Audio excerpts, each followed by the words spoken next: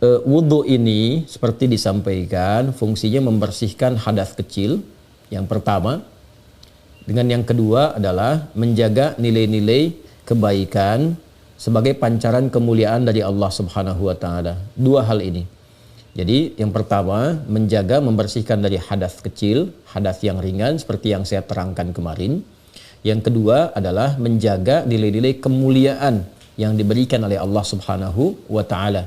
Karena orang yang wudhu itu selain hadasnya juga hilang, dia juga terjaga dalam kebaikan. Dari hikmah wudhu al-husnu ya wadhiya, seperti yang pernah saya ajarkan. Makanya orang-orang yang biasa berwudhu itu biasanya sikapnya terjaga.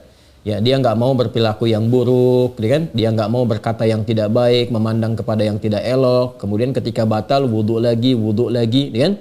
Nah, itu yang biasa dilakukan. Dari dua fungsi ini, bagaimana terkait dengan haid? Haid itu kan hadasnya hadas besar. Yang gugur hadasnya itu dengan menggunakan perangkatnya mandi besar. Al-ghuslu itu sama dengan nifas bagi perempuan. Nah, dengan haid itu tidak bisa menghilangkan hadasnya bila kita hanya sekedar berwudhu.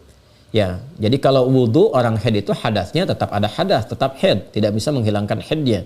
Tapi fungsi wudhu yang kedua itu masih bisa melekat pada dirinya, menjaga pada nilai-nilai kemuliaan, menyegarkan keadaan dirinya, menjaga pada sikap dan sifatnya. Jadi bagi perempuan yang tengah mengalami masa haid diperkenankan untuk berwudhu, boleh-boleh saja. Silahkan, bahkan dianjurkan. Silahkan berwudhu. Untuk apa? Untuk menghadirkan fungsi yang kedua, bukan untuk menghilangkan hadas haidnya. Ya, bagi haidnya tetap dia haid, tidak bisa kemudian gugur dengan wudhu. Nanti begitu sudah selesai masa haidnya, mandi, tidak dengan berwudhu. Ya, namun dengan wudhunya itu menghadirkan fungsi yang kedua, penjagaan pada kebaikan, menjaga keadaan tetap dalam keadaan yang baik. Jadi suci yang dimaksudkan bukan suci secara fisikal, tapi secara maknawi. Ya, secara maknawi menjaga kepada keadaan diri, menghadirkan keadaan-keadaan cahaya yang melekat pada dirinya. Itu yang menyempurnakan ghurral muhajjalin, ghurrahnya disempurnakan, cahaya-cahaya kemuliaannya.